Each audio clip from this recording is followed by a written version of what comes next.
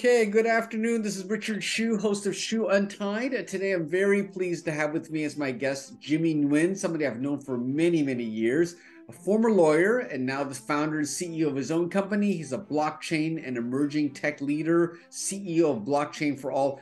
Jimmy, welcome to the program. It is so good to talk to you, Richard. I feel like I haven't seen you in years. It's like my lawyer past coming back at me. Now, Jimmy, as you know, I interviewed a lot of lawyers on this show, but I also interview a handful of former lawyers. So let me start by asking you, obviously you were a former IP lawyer. That's certainly how I know you. How did you transition? What made you transition from that to what you're doing now?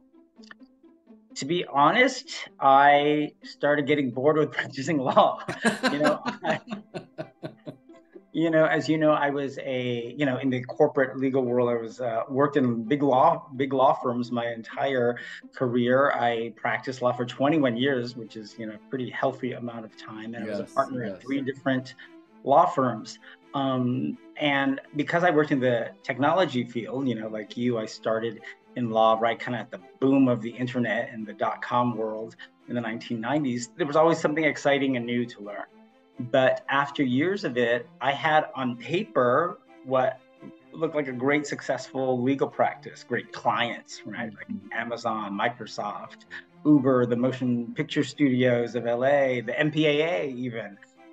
But having accomplished those things, there was this part of me that just felt like I wanted to be leading business and technology initiatives, not just being the legal service provider to them. And so I had been thinking about it for some time, and I knew in my heart that it was, time to go do other things.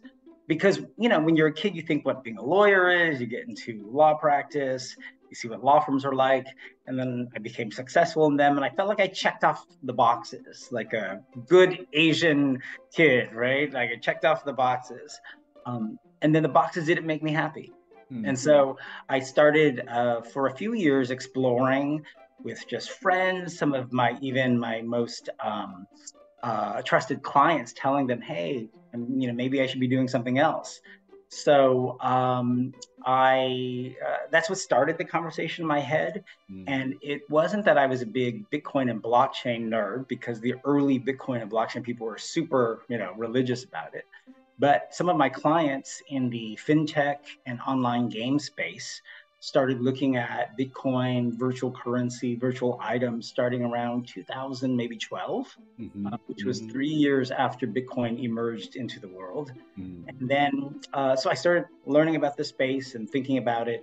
And then it was just one of my sets of clients that started a big blockchain R&D and tech firm in London that I was helping them with behind the scenes. And they knew I was thinking of other things to do. And one day said, hey, I have an idea. Why don't you take a role with us? That's what started my journey out of private practice and law into the crazy world of blockchain and related technologies.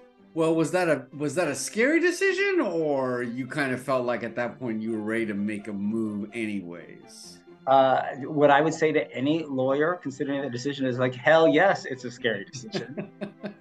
Because, like I'm the immigrant, racial minority Asian kid, raised in the US, where I was born in Vietnam. My family, brought us to the US in the night before Saigon fell in 1975. And I was a baby, so I don't remember it, but I was raised my whole life by my parents to work hard, study hard, but do the safe thing. Right? They were not like the big risk takers.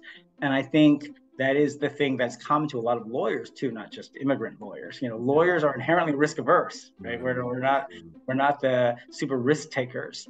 And I realized that, this I would have been in my kind of early mid 40s at the time. If I'm not going to like take some risks now, when am I going to do it? So, but yeah, it's definitely very scary because as you know, when you are in private practice in big law firms, it takes a lot of work over many, many years to build credibility, expertise, relationships, to generate business as a law firm partner. And then you can make a really good income, right? Let's just be really, blunt about it. You can make a really good income. You don't become mega wealthy, but you can make a really nice, comfortable income. And there are very few other jobs and careers that a law firm partner can walk off to and make anything comparable in terms of money. Yeah. So I had to think about that. And then there was also the, oh, what are people going to think, right? But then as I've gotten older, I realized we spend too much time thinking about what other people think as opposed to just deciding what makes us happy. But yeah, it was very scary. And also because I wasn't a super blockchain Bitcoin expert at the time. I knew about it. I advised clients about it. But when this team asked me to join, I even literally said to them, I don't know that you have the right person. I'm not the super Bitcoin blockchain expert. And this was around 2015, these conversations started happening before blockchain became, popular, trendy, mainstream. It's still emerging in that realm, but back then it was super fringe, right? Bitcoin was seen as bad, illegal, a crypto asset. And so it wasn't the obvious choice. But then, as people have told me now, I've made my whole career by doing things earlier than probably most. But yeah, it was absolutely very scary. In fact, I even went home to my boyfriend one day and said, I have this opportunity to leave my law practice that I've spent years building to go work with a new company based out of London, although we don't have to move to London, with some clients of mine that are in other crazy industries, who may or may not be Satoshi Nakamoto, the secret creator of Bitcoin, in this whole new world of Bitcoin and blockchain. It'll, change our life. What do you think? And it was him that said to me, because he's much more bold than I am, that said, do it. That sounds sexy. You've been bored. So Jimmy, tell me, the first job you had at that company, not being a lawyer, what was it? What was your role? Because I talked to a lot of lawyers that try to transition out of law. Tell me what you did in that first job. I ended up eventually handling some of the legal oversight because I was the natural lawyer when you're with new companies. But really, I was brought on to be the business lead, the business developer. That company was building a very large, and has now one of the world's largest patent portfolios in the blockchain space. Okay. But the founders wanted to figure out how to monetize this patent and IP portfolio in this whole new field of technology. And they knew I had both the background in IP, this is where being an IP lawyer triggered the conversation, that I understood technology, but most importantly, I think the thing they told me is like, you are so good at explaining and communicating to people. And we need someone to explain and communicate what is very complicated, new at the time, technology and its value. And they knew I had relationships with a lot of the leading tech and companies around the world. So my first role was a hybrid of being a communications, business, and sort of legal officer. But within a very short time, I became the CEO of the company. Wow, interesting. And so now you've gone on to start another company. Tell me a little about what was that transition? Well, there was an in-between big phase where when I joined, that company was called nChain. I got thrust into what I didn't realize was the battles over the soul and future of Bitcoin and blockchain. There's this huge internal fighting within the Bitcoin community about whether or not Bitcoin as a blockchain and data ledger should scale bigger so that it could handle more transactions and do more things than just being an investment asset. And it led to a split of the Bitcoin chain, which people don't realize there's now competing versions of Bitcoin. And we were thrust into this battle with some of the biggest players in the industry, crypto exchanges, some of the leading Bitcoin miners, and mining equipment manufacturers. And so I got a real quick, hardcore education in all things Bitcoin. And that led to eventually a split of the Bitcoin chain called Bitcoin SV, BSV, which we led, designed to scale Bitcoin bigger so that it could process far more transactions and be used for not just investment, but tiny micropayments, which we think can change the internet as well as all kinds of data applications. And when that happened, we formed a nonprofit foundation. Most blockchains are led by a foundation like the Ethereum Foundation in Zug, Switzerland, Crypto Valley.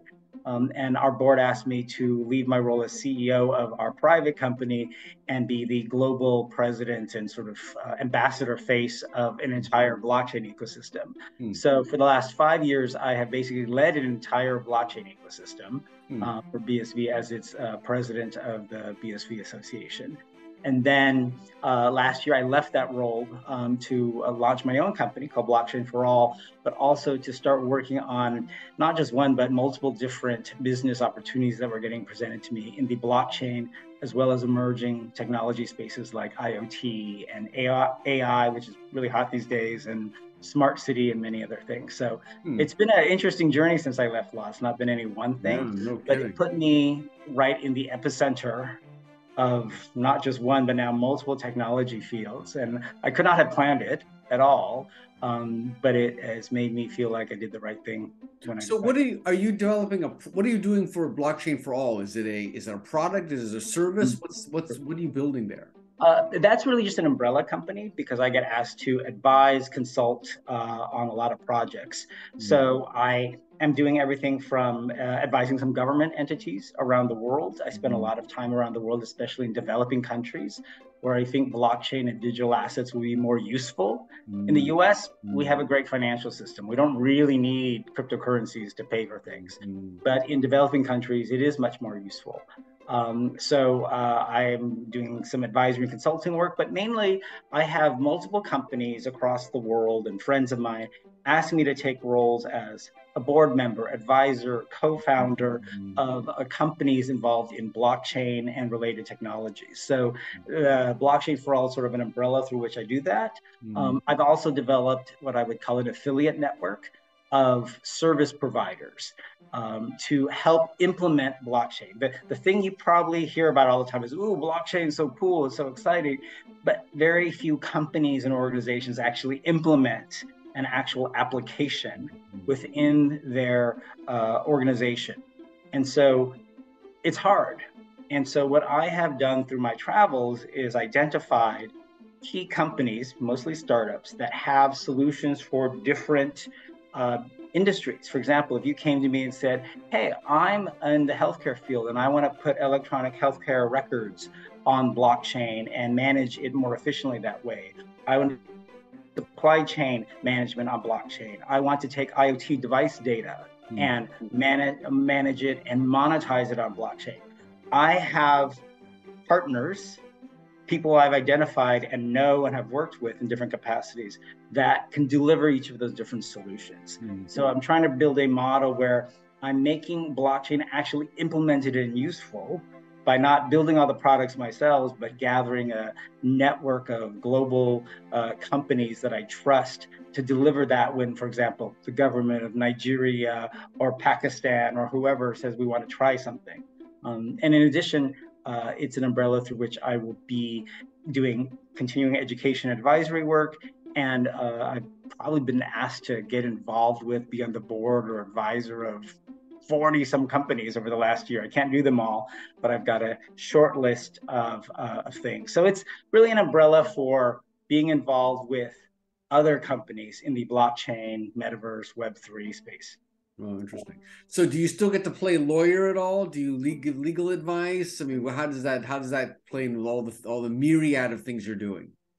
The fact that I'm a lawyer has really influenced my journey in the space because, as you know, blockchain and digital assets have triggered a lot of legal concern because Bitcoin got tainted with being used for illegal activity in its early days. People, especially at the government level, are concerned about anti-money laundering and KYC compliance.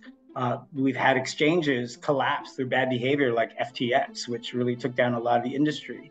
Yeah. And so when I enter conversations, businesses and governments, I think, react to me differently because I am a former lawyer who's now a blockchain business leader. And I think they are willing to have conversations and involve me in potential projects and needs. I also have a very different philosophy than most crypto people. Most early crypto supporters are what I would call crypto anarchists. They don't like big government. They don't like banks, right? They think Bitcoin was created to free us all from that. I take a completely different approach. It's from my experience at the beginning of the internet, which is a lot of wild, wild west things happened on the early days of the internet, right? But the internet only grew because investors, businesses, and governments won confidence over the ability to enforce law in the internet domain. The exact same thing is happening in the blockchain space, except you have all these people running out, saying, no, no, no, Bitcoin's supposed to be above the law. You're not supposed to be able to, trace people. It should be completely anonymous. And so my legal background leads me to get asked by governments to advise on policy related to how they should regulate cryptocurrencies in their country, how they should regulate blockchain. One country has asked me to be involved in a project to help write the national metaverse policy. They are big believers in metaverse, but are concerned about bad behaviors that can happen in metaverse, and are trying to figure out how to deal with that. And then a lot of companies, startup ventures, have asked me to be involved because of my combination of blockchain technical and now business expertise and global reputation in it, plus being a lawyer. For example, I'm helping a company founded by someone in Berlin, but with a global team, including the US, launch a music distribution and rights management platform on blockchain, because that's a good use case of why data that's publicly available on a blockchain can make the tracking of who wrote which songs and what percentages people are owed as songwriters, make that more efficient. And one of the reasons they approached me, one, they like me, we have mutual friends, but it was because of my legal background in IP and digital media and entertainment. Similarly, I'm working with a partner of mine in Israel to launch a new stablecoin business. And stablecoins are under a lot of regulatory pressure because people question whether or not, if you have a digital dollar, is there really a dollar to back it, right? And how do you prove that? And so regulators are looking at that a lot more closely. And one of the reasons that my friend and now business partner asked me to help him was not just my blockchain expertise. He knew we would face a lot of regulatory questions. And so my legal background helps with that, and also helps with the credibility to regulators. So I'm going to be chairman of that company, which is about to launch any day now. So being a lawyer is not what I do day to day, but it has helped my credibility in an industry which is fighting for credibility. So I'm guessing you don't really, first of all, I'm guessing you're very glad with the decision that you made. It sounds like you're glad you did the legal thing. Do you think that you should have just done this earlier in your career, or you're glad, you're happy with the way it worked out in terms of timing? So, the answer is yes, I'm glad. And it's that I don't regret my legal career. I do know that I had thought about leaving for a long time before. But I think, like a lot of lawyers, I didn't know what I wanted to do. Like, I wasn't one of those people who had like, oh, I have this super passion over here that I can identify. I love to cook and I want to open a restaurant, right? Or, ooh, I love clay potting. I want to be a clay potter. I just knew I wanted to do other things, but I didn't know what. And so the timing of it was somewhat out of, I don't want to say out of my control, because I was trying to initiate the conversations. But what I'm doing now, I think I didn't plan specifically. It came to me at the right time, and I made something more with it. Yeah. So sometimes if you put out to the universe, you're looking for other things, eventually the thing that's meant to find you will find you. And it wasn't because it's just about blockchain. This journey has allowed me to now become a global figure with governments and businesses and students and young people all across the world, especially in developing countries like Pakistan, which I've been doing a lot of work in, Nigeria, and my native country of Vietnam, which all of a sudden, 40 some years after my family left, I'm now trying to help grow their technology ecosystem. So I don't know, what I would say is the right thing found me at the right time. And even though I'd wanted to do something else before, the right thing didn't find me. Yeah. Well, Jimmy, I really appreciate your sharing your story. It's really exciting to see what you're doing, and I would love to check in with you in a few years and see what else you've been up to. Yeah. I'm going to see you in the metaverse. The final thing I'll mention is we're about to launch a big metaverse real estate and virtual company with two of my partners in London, one of whom I know from my legal career. We're building like physical metaverse complexes so that we can combine, let's say, an entertainment or performance experience on stage with virtual and have a metaverse academy, educational, have service providers, a whole service ecosystem to produce these things. And the first one's going to be launching in London, and we're going to do one in the UAE. And it's an example of how someone I met from law tracked me during my years of blockchain. Metaverse is now hot. We're building this really big, set of facilities across the world, which are funded at $100 million minimum each through a Monaco investment fund. And somehow, I got brought into it. But it was all about just having some courage to say, law was great. It prepared me, but I'm willing to do something more. Wow, that's so cool. Well, thanks again, Jimmy, for sharing that. This is Richard Hsu and Jimmy Nguyen. Thanks. Okay.